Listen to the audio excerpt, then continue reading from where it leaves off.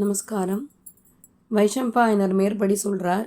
ஜராம் பிராபிய யாதிஸ்து ஸ்வபுரம் பிராபிய செய்வஹி புத்திரம் ஜேஷ்டம் வரிஷ்டம் ச யதும் இத்யப்ரவீத் வச்சஹ.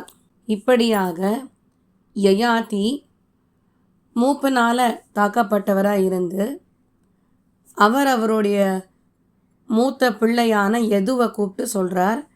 யயாதி பிள்ளாய், இந்த வயசான தன்மை, உடம்புல ரிங்கிள்ஸ் வருது, ஒயிட் ஹேர் எல்லாம் வந்துடுது. இது ஏன்னா கவியினுடைய பிள்ளை உஷனஸ் கொடுத்த சாபத்தினால. ஆனால் எனக்கு இன்னும் யௌவனத்தை அனுபவித்து தாகம் தீரலை. அதனால் எதுவும் தயவு செஞ்சு என்னுடைய இந்த மூவ் பண்ணி எடுத்துன்ட்டு அதற்குண்டான அந்த கான்சிக்வெண்ட்டான ஓல்டேஜையும் நீ எடுத்துக்கோ. நான் உன்னுடைய யௌவனத்தை எடுத்துக்கிறேன். ஒரு 1000 வருஷம் முடிஞ்ச உடனே நான் உனக்கு உன்னுடைய யௌவனத்தை கொடுத்து விட்றேன். என்னோட மூப்பை நான் வாங்கிக்கிறேன், அதோட கான்சிக்வெண்ட் வீக்னஸோட கூட அப்படின்ன உடனே எதுவும் சொல்கிறார். எத்தனையோ இன்கன்வீனியன்ஸ் இருக்குது இந்த மூப்பை பற்றி பேசும்போது. எஸ்பெஷலி சாப்பிட்றது, இப்போ இந்த ஜலம் பருகிறது முதலான விஷயங்கள் எல்லாமே. அதனால் ஹே ராஜா, நான் உங்களுடைய இந்த வயசான தன்மையை எடுத்துக்க போகிறதில்ல. இது என்னுடைய டெசிஷன். இந்த வெள்ளை முடி, கொஞ்சம் கூட ஒரு உற்சாகம் இல்லாத ஒரு நிலை, நரம்பு தளர்ச்சி ஏற்படுறது, ரிங்கிள்ஸ் வருது, உடம்புல எல்லா அங்கங்கள்லேயுமே ஏதோ ஒரு பாதிப்பு ஏற்படுறது, உடம்பு வீக்காக போகிறது, மெலிஞ்சு போகிறது, வேலை பண்ண முடியாத தன்மை, இதெல்லாம் வயதானத்தினுடைய ஒரு பிரதிபலன். ஏன் நண்பர்கள், அதுக்கப்புறம் ஒருத்தர் சார்ந்திருக்கிறவா கூட இந்த வயதான இந்த பருவத்தை எப்படியாவது கடந்துடணும் தான் நினைப்பாளே தவிர அது வேணும்னு நினைக்க மாட்டான். உங்களுக்கு நிறைய பிள்ளைகள்லாம் இருக்கா இல்லையா? ஒரு சில பேர் உங்களுக்கு ரொம்ப பிரியமானவாளாக இருப்பா. அதனால் தர்மிஷ்டர் தயவு செஞ்சு மற்ற பிள்ளைகளை நீங்கள் போய் கேளுங்க, உங்களுடைய மூப்பை எடுத்துக்கிறாளான்னு. ஈயாத்தி உடனே சொல்கிறார், பிள்ளாய், நீ இப்படியாக என்னோட ஹிருதயத்திலேருந்து தோன்றினவன். ஆனால் உன்னுடைய இந்த இளமையை நீ கொடுக்க மாட்டேன்னு சொல்லிட்ட உன்னோடது. அதனால் உன்னுடைய பிள்ளைகள் எப்போவுமே ராஜாவா மாட்டா.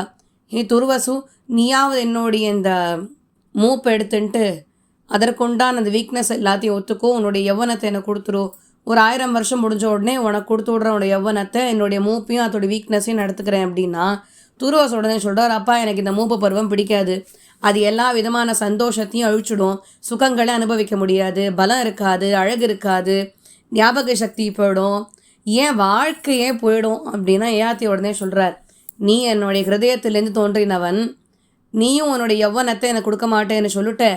அதனால் துருவசு, உன்னுடைய வம்சம் எக்ஸ்டிங்க்டாக போயிடும், வம்ச விருத்தி ஆகாது உனக்கு. நீ ஒரு மூர்க்கனான ஒரு ராஜாவாக தான் இருக்க போகிற. யார் உன்னுடைய பிரஜைகளாக இருப்பான்னா எப்போவுமே அசுத்தியான ரொம்ப இம்பியூர் ஆக்டிவிட்டீஸ் பண்ணக்கூடியவா தான் இருப்பா. கீழே இருக்கிறவாள்லாம் உயர்ந்த நிலையில் இருக்கிற பெண்களை எல்லாம் கல்யாணம் பண்ணிட்டு அவள் மூலியமாக குழந்தைகளை பெற்றுப்பா. எப்பொழுதுமே மாம்சம் சாட்டிண்டு அடுத்தவாளை துன்புறுத்திண்டு அவளை காட்டிலும் ஒரு உயர்ந்த இடத்துல இருக்கக்கூடியவாளுக்கு தன்னுடைய மனைவிகளை கூட அமுச்சு வைக்கிறது, இதெல்லாம் கொஞ்சம் கூட இவா யோசிக்காமல் பண்ணுவா. அப்படியே மிருகங்களாட்டம் பறவைகளாட்டம் இது எல்லாத்தையும் ஃபாலோ பண்ணிட்டு ரொம்ப பாப்பிஷ்டர்களாக அவள் இருந்துட்டு இருப்பா. மிளேச்சேஷு துவம் பவிஷ்யசி, மிளேச்சர்களாகவும் இருப்பான்னா. உடனே வைஷம்பாயனர் சொல்கிறார் மேற்படி. இப்படியாக துருவசு கிட்டக்க பேசின உடனே யயாத்தினார் ஷர்மிஷ்டா அவனுடைய பிள்ளை துர்கியூ கிட்டக்க போய் பேசுகிறார். ஹே துர்கியூ, தயவு செஞ்சு உன்னுடைய யௌவனத்தை எனக்கு கொடுத்துரு. ஒரு 1000 வருஷத்துக்கு என்னுடைய இந்த மூப்பையும் அதுக்கு உண்டான கான்சிக்வன்சஸையும் நீ ஏற்றுக்கோ. இதில் அழகு கிடையாது, பெருசாக என்ன சொல்கிறது, காம்ப்ளெக்ஷன் தனியாக இருக்காது, ரொம்ப ஃபேராக இருக்கிறது நன்மையெல்லாம் இருக்காது. உன்னுடைய யௌவனத்தை எனக்கு கொடுத்துரு அப்படின்னா ஒரு 1000 வருஷம் முடிஞ்ச உடனே உனக்கு உன்னுடைய யௌவனத்தை நான் திருப்பி கொடுத்து விட்றேன், என்னுடைய மூப்பை நானே வச்சுக்கிறேன்னு துர்க்கியோ சொல்கிறான். ஹே ராஜா, ஒருவேளை நீங்கள் சொல்கிற மாதிரி நான் அதை எடுத்துட்டேன் அப்படின்னா அவனால் குதிரை ஏறி ஓட்ட முடியாது, ஸ்திரீகள் அனுபவிக்க முடியாது, யானை சவாரியெல்லாம் அனுபவிக்க முடியாது, தேர்களெல்லாம் ஓட முடியாது, தேர்கள்லாம் ஓட்டின்னு போக முடியாது. அவனுடைய குரல் ரொம்ப தழுதழுத்து போன ஒரு நிலையில் இருக்கும். அதனால் எனக்கு ஒன்றும் அவங்களுடைய மூப்பை ஏற்றுக்கணுன்ற ஆசை கிடையாதுன்னா. உடனே யயாதி சொல்கிறார், பிள்ளாய், நீயும் உன்னுடைய ஹிருதயத்துலேயும் தோன்றினவன் தான். ஆனால் உன்னுடைய யூத் ஃபுல்னஸை எனக்கு கொடுக்கறதுக்கு நீ மறுத்துட்ட. அதனால் உன்னுடைய ஆசைகள் எதுவுமே ஈடேறாத போகட்டும். நீ வெறும் நாம்கே வாஸ்தே பேருக்காக ஒரு ராஜாவாக இருப்ப, பேருக்கு தான் நீ ராஜா, மற்றபடி நீ எப்படிப்பட்ட ராஜ தெரியுமா? ராஜ பரிபாலனம் பண்ணுவேன். வீதிகளே இருக்காது, குதிரைகள், ரதங்கள், இந்த யானைகள், கழுதைகள், ஆடுகள், அப்புறம் இந்த மாட்டு வண்டி, பல்லாக்கு முதலிய நல்ல நல்ல வண்டிகள்லாம் போகிறதுக்கு உண்டான அந்த போக்குவரத்து பாதையே இல்லாத ஒரு இடமா தான் அது இருக்கும். அது வெறுமே ஏதோ ஒரு மீன்ஸ் ஆஃப் லோக்கோமோஷன் அதுக்காக மட்டும்தான் இருக்கும். வெறுமை இந்த ராஃப்ட்டு, ஃப்ளோட்டு இதெல்லாம் போகிற மாதிரி தான் இருக்கும். அப்படிப்பட்ட ஒரு இடத்துல நீ உன்னோட நண்பர்களோட சௌக்கியமாக இருந்துட்டுருப்ப அப்படின்ட்டார். யயாதி உடனே அடுத்தது அனுன்னு அடுத்த பிள்ளை, ஷர்மிஷ்டாவோடைய 2வது பிள்ளை, அந்த குழந்தைகிட்ட போய் கேட்குறார், நீ ஒரு 1000 வருஷத்துக்கு உன்னுடைய யௌவனத்தை என்னை கொடுத்துட்டு என்னுடைய மூப்பை நீ எடுத்துக்கப்படாதா? நீ என்னுடைய மூப்பை நீ எடுத்துக்கிறியா? அதுக்கு உண்டான அந்த வீக்னஸ் எல்லாம் இருக்கும், நீ எடுத்துக்கோ. ஏன்னா அனு என்ன சொல்லிவிட்டார், இந்த பாருங்கோ, இந்த வயசான வாழ்லாம் குழந்த மாதிரி சாப்பிடுவா, எப்போவுமே அசுத்தியாக தான் இருப்பாள். அவளால் சரியான நேரத்தில் அக்னியில் இட வேண்டிய அந்த விஷயங்களை இட முடியாது. அதனால் நான் இந்த மூப்பை ஏற்றுக்கிறதா இல்லைன்னா, புள்ளாய் நீயும் உன்னுடைய ஹிருதயத்துலேருந்து தோன்றினவன், ஆனால் உன்னுடைய யௌவனத்தை கொடுக்க மாட்டேன்னு சொல்லிட்டேன். எத்தனையோ குறைகள் நீ இந்த மூப்பு பருவத்தில் நீ கண்டுபிடிக்கிற. மூப்பானது சீக்கிரத்தில் உன்னை சேரட்டும். உன் பிள்ளைகள்லாம் இறந்து போயிடுவா, அவள் எந்த நிமிஷம் யௌவனத்தை அடையிறாளோ. உனக்கு எந்த விதமான யாக யஜ்ஞாதிகளும் பண்ணுறதுக்கான அருகதையே கிடையாதுன்னா. அடுத்தது யயாத்தினார புருக்கிட்ட போய் கேட்குறார், பிள்ளாய் நீ தன்னுடைய இளையவன், எனக்கு ரொம்ப பிரியமானவன், அவளை காட்டிலும் நீ தான் ரொம்ப பிரதானமாக இருக்கக்கூடியவன்.